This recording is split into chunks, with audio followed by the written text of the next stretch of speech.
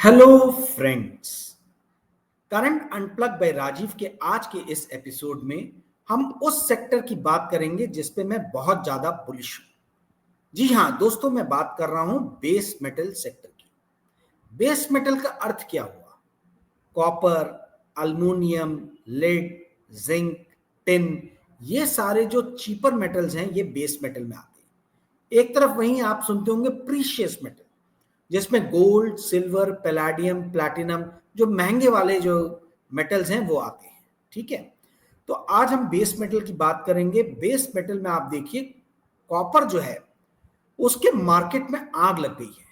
London metal exchange जो है, इसमें कॉपर के प्राइजेस $10,900 क्रॉस कर चुके हैं। और वहीं आप यदि अल्मीनियम को देखेंगे तो अल्मीनियम अभी भी स्लगिश है। 2,900 के आसपास में उसका $2,900 के आसपास में उसका प्राइस चल रहा है लंदन मेटल एक्सचेंज में। तो कॉपर इतना तेजी से क्यों भागा है? जैसा कि आप थंबनेल में देख सकते हैं, थंबनेल में लिखा है क्या कहते हैं डॉक्टर कॉपर।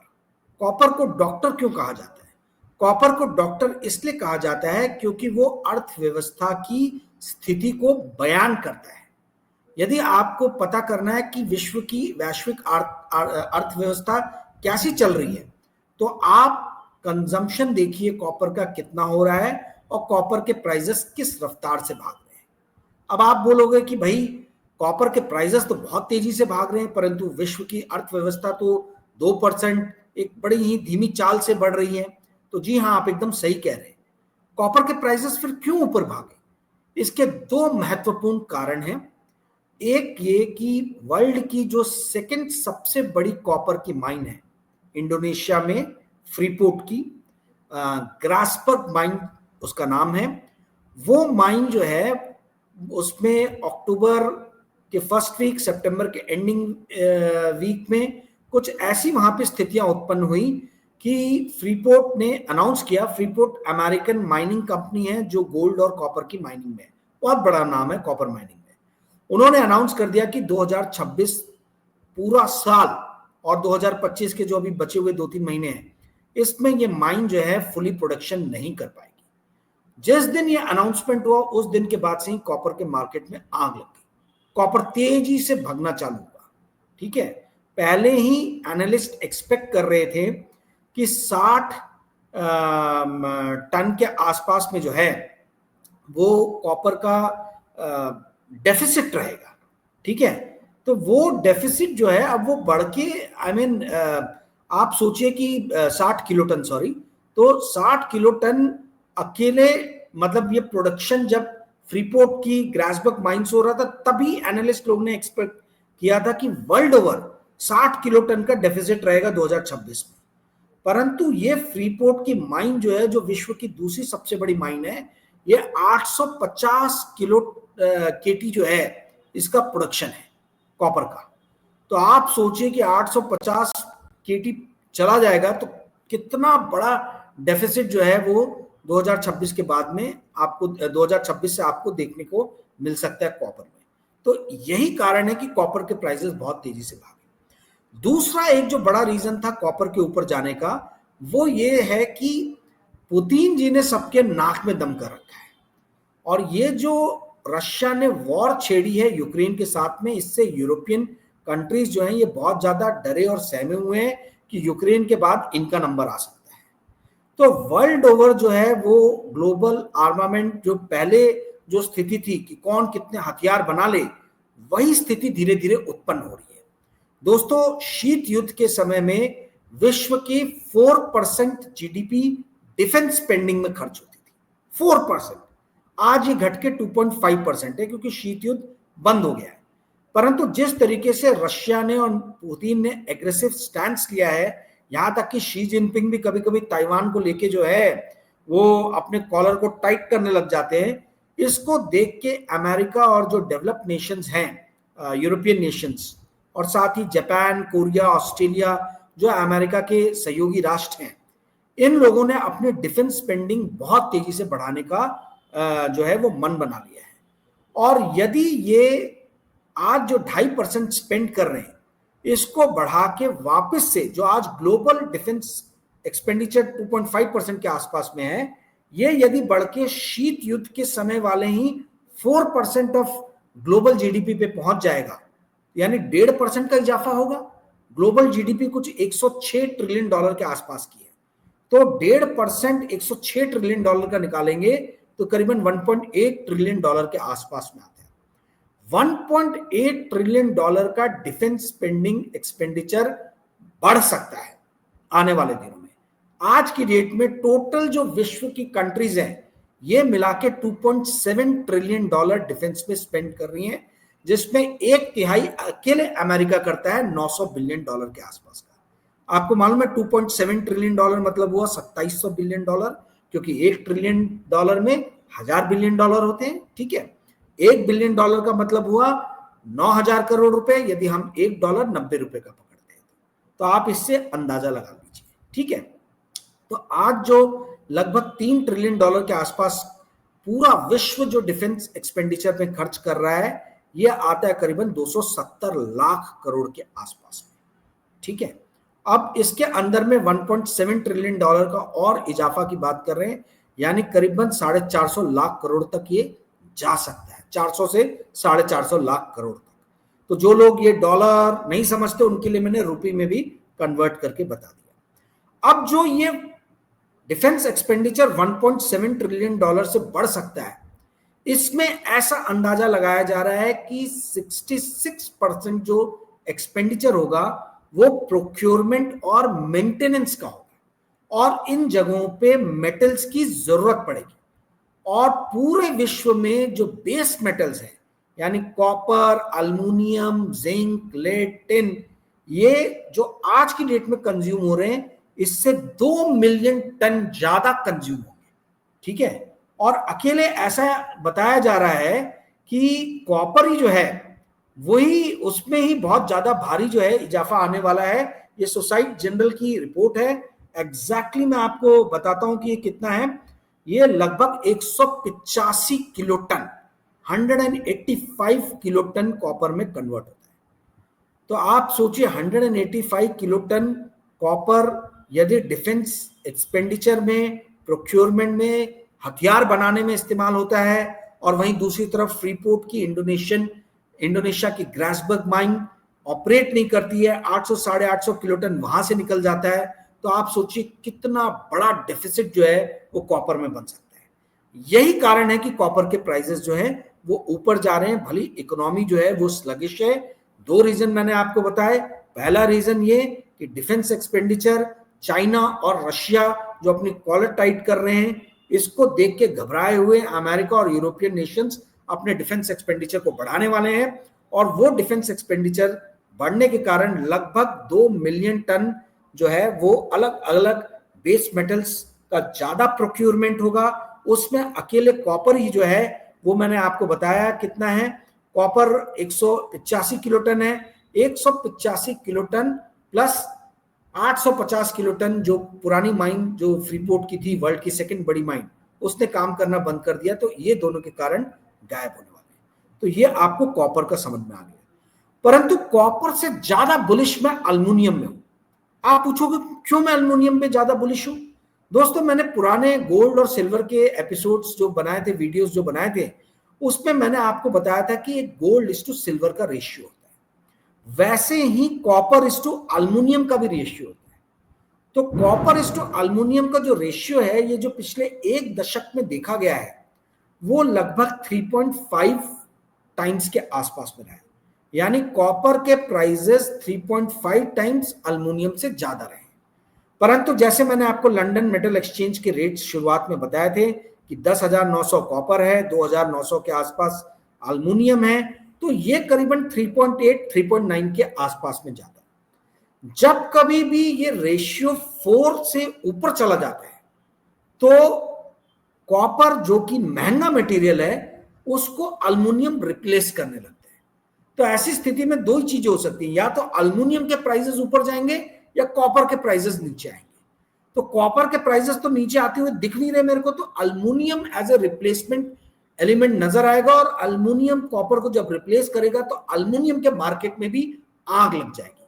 दोस्तों ध्यान से सुनिए, ये सब चीजें आपको कोई नहीं बताएगा, इतने डाटा के साथ में, इतने रिसर्च के साथ में कोई भी आपको नहीं बताने वाला है। मुझे लगता नहीं है कि आपको किसी ने यह भी आज तक बताया होगा कि कॉपर टू अल्युमिनियम का रेशियो होता है और ये रेशियो का बैंड क्या है। ये रेशियो का बैंड जो है वो पिछले एक दशक में हमने देखा 3.5 के आसपास में है। एनालिस्ट बोलते हैं कि अगर ये 4 क्रॉस कर जाता है, यानी कॉपर 4 गुना महंगा हो जाता है अल्युमिनियम से, तो अल्युमिनियम धीरे धीरे महंगे कॉपर को रिप्लेस करने लगता है। कॉपर काफी हाई इलेक्ट्रिसिटी कंडक्टर है, अल्युमिनियम उतना ज्यादा नहीं है, परंतु अल्युमिनियम हल्का रहता है, अल्युमिनियम सस्ता रहता है और अल्युमिनियम भी गुड कंडक्टर ऑफ इलेक्ट्रिसिटी है, भले कॉपर जितना नहीं है। ठीक है, तो लोग जो है वो अल्युमिनियम, कॉपर को हटा के अल्युमिनियम का इस्तेमाल करना शुरू कर देते। तो अल्युमिनियम ये बहुत बड़ा रीजन है कि कॉपर के प्राइसेस ऊपर भाग रहे, वो अपने साथ अल्युमिनियम के प्राइसेस को भी ऊपर खींच के लेके जाएंगे। अल्युमिनियम के प्राइसेस के ऊपर जाने का एक और रीजन है कि न्यूयॉर्क में फोर्ड की एक बहुत बड़ी फैक्ट्री थी, जहां पे फोर्ड की जितनी भी गाड़ियां उसके लिए अल्युमिनियम प्रोड्यूस होता था, वो फैक्ट्री में आग लग गई है और उसके कारण जो है 3 महीने तक वहां अल्युमिनियम नहीं बन पाएगा। तो अल्युमिनियम डेफिसिट में आने वाला है ये, मतलब आगे आने वाले 3 महीने में अल्युमिनियम प्रोक्योरमेंट जो है उसके लिए बड़ी ज्यादा समस्याएं जो है वो खड़ी हो जाएगी। वैसे भी आप ये समझिए कि पिछले दशक में, पिछले 2 दशक में, पिछले 20 सालों में कॉपर के प्राइसेस इंटरनेशनल मार्केट में 160% बढ़े हैं, जबकि अल्युमिनियम के प्राइसेस मात्र 45% ऊपर गए। तो अल्युमिनियम के ऊपर जाने के बहुत ज्यादा चांसेस हैं। कॉपर 160% ऊपर गया है, परंतु अल्युमिनियम सिर्फ 45% ऊपर गया है। दूसरी चीज एक और आप अगर देखेंगे तो जो अल्युमिनियम की बड़ी ग्लोबल कंपनीज है, मैं आपको एक और ट्रिक आज बताता हूं जो आपको किसी ने नहीं बताया, आई एम श्योर। जब कभी भी आपको ये बेस मेटल्स में पता करना हो कि क्या सस्ता है क्या महंगा है, तो एक तो मैंने आपको बता दिया कि ratio aluminium, copper two aluminium का रेशियो चेक कर लीजिए आप, उसके बेसिस पे आप पता कर सकते हैं। दूसरा ये है कि वर्ल्ड की जो बड़ी, सबसे बड़ी कॉपर 2-3 कंपनीज हैं, उनका आप पी रेशियो देखिए, फॉरवर्ड पी रेशियो, और वही अल्युमिनियम कंपनीज जो है उनका फॉरवर्ड पी रेशियो देखिए। पी रेशियो यानी प्राइस टू अर्निंग मल्टीपल्स। तो आज की डेट में अल्युमिनियम की जो वर्ल्ड की सबसे बड़ी कंपनी है अल्कोआ, वो 12 से 13 टाइम्स जो है वही मतलब पी पे ट्रेड कर रही है।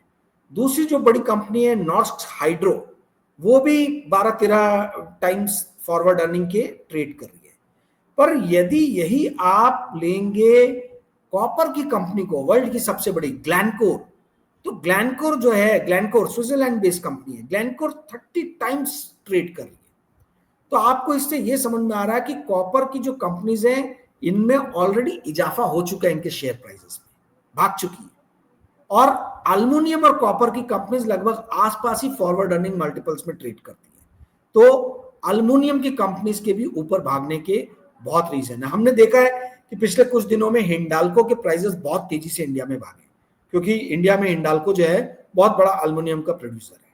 ठीक है, तो वही रीजन है कि हिंडाल्को के प्राइसेस इतनी तेजी से भाग रहे हैं। सिटी ग्लोबल जो है, अच्छा, अल्युमिनियम के प्राइसेस ऊपर भागने का जो सबसे बड़ा रीजन है, ध्यान से सुनिएगा, वो क्या है?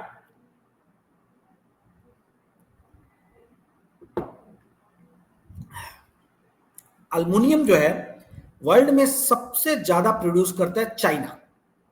ठीक है, चाइना लगभग 48 to 50 मिलियन टन जो है वो अल्युमिनियम प्रोड्यूस करता था। वर्ल्ड का total aluminium consumption production 70 million tonne के आसपास में था। ओके, अब चाइना की गवर्नमेंट ने अनाउंस किया है कि अल्युमिनियम का जो प्रोडक्शन है, जो हायर प्रोडक्शन जो देश में अलाउ करेगा चाइना की सरकार, वो है 45 मिलियन टन।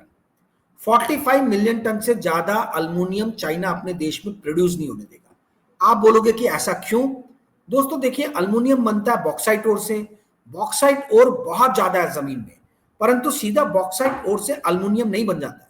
बॉक्साइट को पहले स्मेल्टर में लाके एल्यूमिना में, जो है LUMINA, एल्यूमिना, इसमें कन्वर्ट करना पड़ता है और स्मेल्टिंग प्रोसेस से एल्यूमिना से एल्यूमिनियम बनाया जाता है। ओके, तो ये जो बॉक्साइट ओर से एल्यूमिना और एल्यूमिना से एल्यूमिनियम बनाने का जो प्रोसेस है, इसमें इलेक्ट्रिसिटी बहुत ज्यादा कंज्यूम होती है, ठीक है।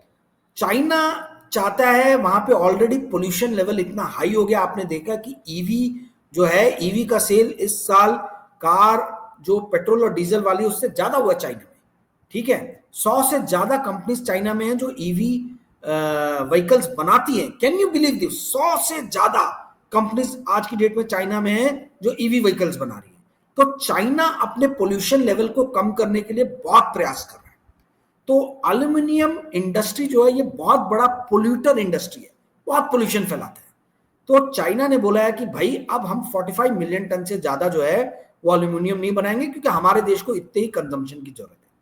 तो 2 से 3 मिलियन टन का डेफिसिट जो है वो अकेले चाइना कम प्रोड्यूस करेगा, उसके कारण उठता हुआ दिख रहा है। और जो सिटी रिसर्च के जो एनालिस्ट हैं उनका मानना है कि 2026 ऑनवर्ड्स यानी 2027 से 1.4 मिलियन टन का डेफिसिट रहेगा एल्यूमिनियम का वर्ल्ड में।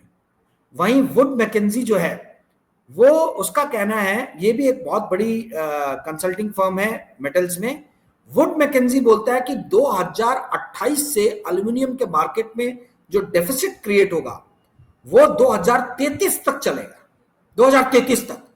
तो 4 से 5 साल जो है आने वाले दिनों में ये आपका जो है वो एल्यूमिनियम का डेफिसिट रहने वाला है। और उसका रीजन वुड मैकेंजी ने ये दिया है कि एल्यूमिनियम जो है वो जो पेट्रोल डीजल की जो कारें हैं उससे 150 पाउंड ज्यादा कंजम्पशन होता है ईवी व्हीकल्स में, और चाइना ईवी व्हीकल्स की तरफ में बहुत ज्यादा ध्यान दे रहा है। तो जो हम मारुति की गाड़ियां चलाते हैं आज की डेट में देश में जो पेट्रोल डीजल वाली है, अगर आप यही ईवी कार लेंगे तो उस ईवी कार में 150 पाउंड हर कार में पेट्रोल डीजल की कार से ज्यादा जो है वो कंजम्पशन होता है। तो ईवी व्हीकल्स ज्यादा बनने के कारण एल्यूमिनियम का आने वाले दिनों में बहुत ज्यादा डिमांड रहने वाला है। एक तरफ उसका डिमांड ज्यादा रहने वाला है, दूसरी तरफ चाइना ने बोल दिया है कि हम प्रोडक्शन कम करेंगे, ठीक है। तो ये भी एक बहुत बड़ा रीजन है। दूसरा, माइनिंग बहुत बड़ी कंपनी है बीएचपी बिल्टन। बीएचपी बिल्टन ने, जो मैंने आपको पहले बताया था कि 3.5 से 4 का जो रेशियो रहता है, ये बीएचपी बिल्टन के रिसर्च एनालिस्ट लोगों ने बताया। उन्होंने बोला है कि बहुत हद तक ऐसी पॉसिबिलिटी दिख रही है कि कॉपर के प्राइसेस जिस तेजी से भाग रहे हैं, जिस तरीके से डिफेंस में कॉपर की डिमांड बढ़ी है, जिस तरीके से कॉपर की विश्व की दूसरी सबसे बड़ी माइन प्रोडक्शन से बाहर चली गई है, उसको देखते हुए लग रहा है कि कॉपर के एक्सपेंसिव होने के कारण बहुत जल्दी जो है एल्यूमिनियम जो है वो कॉपर को रिप्लेस करना शुरू कर देगा कई जगहों में। तो ये रीजन है एल्यूमिनियम के प्राइसेस के तेजी से ऊपर भागने की, one of the biggest reasons है। दूसरा, सोलर पैनल जो है, सोलर पैनल में कॉपर बहुत ज्यादा प्रोड्यूस लगता है, कंज्यूम होता है, तो कॉपर के प्राइसेस को वो भी भगा सकता है। तो अगर वो वहां जाएगा तो एल्यूमिनियम यहाँ आएगा। एल्यूमिनियम का भी प्रोडक्शन कंजम्पशन लगता है ईवी में भी और सोलर पैनल में भी। तो ये सारी जो चीजें हैं, ये सोलर पैनल, ईवी, माइंस का बाहर जाना, डिफेंस एक्सपेंडिचर बढ़ना, डिफेंस एक्सपेंडिचर के कारण ज्यादा से ज्यादा बेस मेटल का कंजम्पशन होना, ये सारी चीजें इंगित कर रही हैं कि आने वाले दिनों में माइनिंग सेक्टर, खास तौर पे बेस मेटल सेक्टर बहुत तेजी में रहेगा। और यही रीजन है कि मैं भी इस पे बहुत ज्यादा बुलिश हूं। दोस्तों, कल मैं एक वीडियो बना रहा हूं, पेड वीडियो बना रहा हूं, बहुत अद्भुत वीडियो रहेगा। वो वीडियो यदि आप देखना चाहते हैं तो आप मुझे 9860317209 पे मैसेज भेज सकते हैं। फीस है उसकी 300 रुपए। 300 रुपए फीस पे करने के बाद में आप वो वीडियो देख पाएंगे। उस वीडियो में मैं कुछ ऐसी बातें बताने वाला हूं जो आज तक मैंने कभी भी नहीं बताई है, और निवेश का एक वो जरिया बताने वाला हूं जो मुझे लगता है कि बहुत कम लोगों को पता है। तो कल रात में मैं वो वीडियो बनाऊंगा। यदि आप इच्छुक हैं तो आप कृपया करके मुझे मैसेज कर सकते हैं। दोस्तों, आई एम होपफुल कि मैं ये होप करता हूं कि आप लोगों को आज का वीडियो पसंद आया होगा, और यदि पसंद आया होगा तो इस वीडियो को लाइक और शेयर कीजिएगा और इस चैनल को सब्सक्राइब कीजिएगा। Thank you friends, good day, bye.